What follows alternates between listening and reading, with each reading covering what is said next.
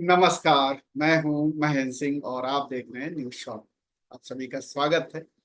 और आज उत्तर प्रदेश की सियासत की अखिलेश यादव आजकल जबरदस्त तरीके से चर्चा में है। खूब वायरल हो रहे हैं। संसद में जिस तरीके से वो बयान दे रहे हैं, चर्चा में भाग ले रहे हैं।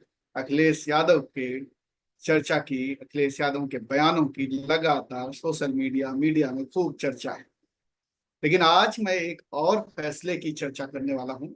वो फैसला है कि अखिलेश यादव ने किस तरीके से ब्राह्मण कार्ड चल दिया है और इसकी वजह से बीजेपी मुश्किल में पड़ सकती है। जी हाँ, बात मैं कर रहा हूं कि जिस तरीके से अखिलेश यादव ने माता प्रसाद पांडे को यूपी विधानसभा में नेता प्रतिपक्ष बनाया है। ये अखिलेश यादव की पीडीए के तहत एक सोची समझी रणनीति है। अब आप पीडीए में सोचिए, पिछड़ा, दलित, अल्पसंख्यक। लेकिन अखिलेश यादव कई बार कह चुके हैं कि अगड़ा भी होता है। और अगड़े के तौर पर इस बार अखिलेश यादव ने माता प्रसाद पांडे को नेता प्रतिपक्ष बनाया है। जबकि माना यह जा रहा था, कयास ये लगाए जा रहे थे कि किसी दलित को या ओबीसी को बनाएंगे या फिर अपने परिवार के ही चचा को नेता प्रतिपक्ष बनाएंगे। लेकिन सभी कयास दरकिनार बनाया उन्होंने माता प्रसाद पांडे को। ये बड़ा दांव खेला उन्होंने। ये एक तरीके से रणनीतिक तौर पर, स्ट्रेटजिक तौर पर उनका ये फैसला आने वाले विधानसभा चुनाव जो 2027 में आएंगे उस पे बड़ा लाभदायक हो सकता है। इसका जो डिविडेंड है वो 2027 में मिलेगा। क्योंकि उन्होंने देखे, तमाम इंद्रजीत सिंह को, शिवपाल यादव को, ये नाम लिए जा रहे थे कि इन लोगों को बनाया जाएगा, लेकिन बनाया माता प्रसाद पांडे को।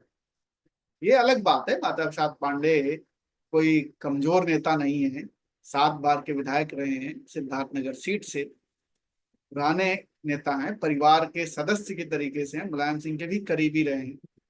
और मतलब वो उन पे ट्रस्ट करता है ये परिवार, अखिलेश यादव परिवार।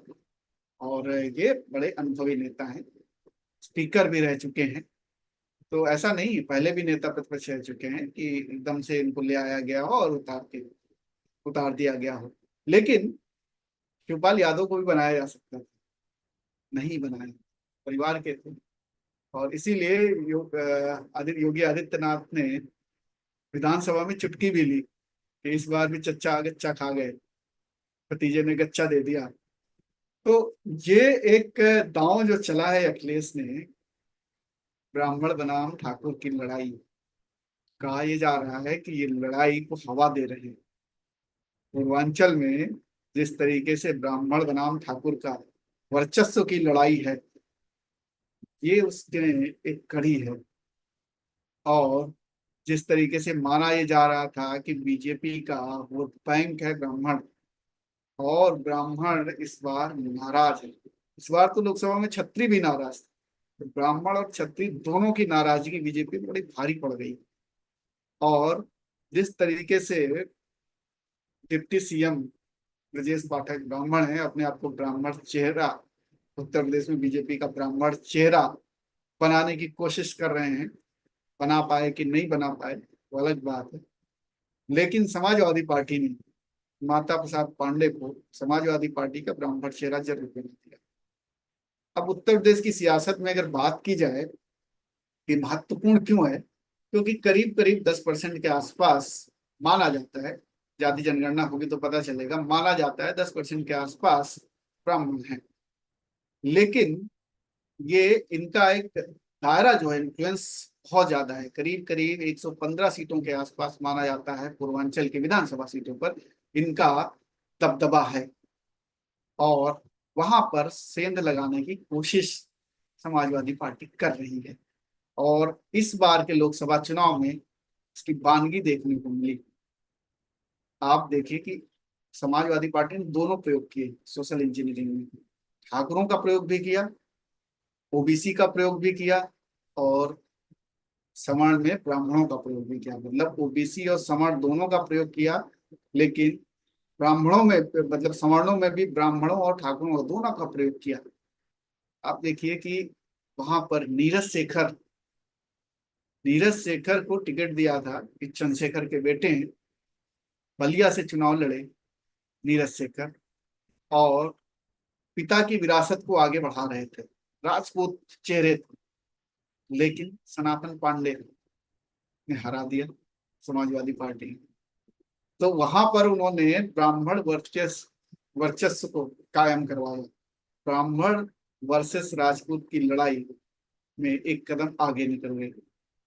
ऐसे ही वीरेंद्र सिंह ने महेंद्र नाथ पांडे को हरा दिया। अब आप सोचिए कि चंदौली में महेंद्र नाथ पांडे कभी बीजेपी के प्रदेश अध्यक्ष हुआ करते थे, केंद्रीय मंत्री होते थे, उनको हरा दिया चंदौली में। तो ये जो कूड़ा गणित लगाया इस बार सोशल इंजीनियरिंग का, वो सफल रहे। और यही एक और उन्होंने सोशल इंजीनियरिंग की कि जो गैर यादव पिछड़ी जातियां हैं उस पर भी इस बार उन्होंने फोकस किया। गैर यादव, पहले क्या होता था, एम वाई समीकरण की ही पार्टी मानी जाती थी कि मुसलमान और यादव। इस बार उन्होंने उस पर जबरदस्त उलटफेर कर दिया। जब पीडीए बनाया इन्होंने, पिछड़ा दलित अल्पसंख्यक और वो कहते थे अगड़ा, तो उसका देखने को मिला वो प्रभाव, पीडीए का प्रभाव देखने को मिला जिस तरीके से वो। और अखिलेश यादव कई बार अभी चुनाव के बाद कह चुके मुझे एमवाई से भी, एमवाई को हराना था, मतलब जो ठप्पा लगा हुआ था उनके पास कि मुसलमान और यादव की पार्टी है ये, उसको भी उन्हें हराना था। और इसीलिए वो बड़े खुश हैं कि पीडीए सफल हुई और अब पीडीए की राजनीति करनी है, अब एमवाई की राजनीति नहीं करनी है। इसका फायदा हुआ, ये सोशल इंजीनियरिंग की इन्होंने, इसका ये फायदा मिला। सामान्य सीटों पर दलित कार्ड खेला इन्होंने, सफल रहे। और ओबीसी में जो कुर्मी वोटर्स को ले आए, कुर्मियों को अपनी तरफ करने में कामयाब रहे। और इसकी वजह ये रही कि रिप्रेजेंटेशन खूब दिया, जबकि कुर्मी वोटर बीजेपी के तरफ था।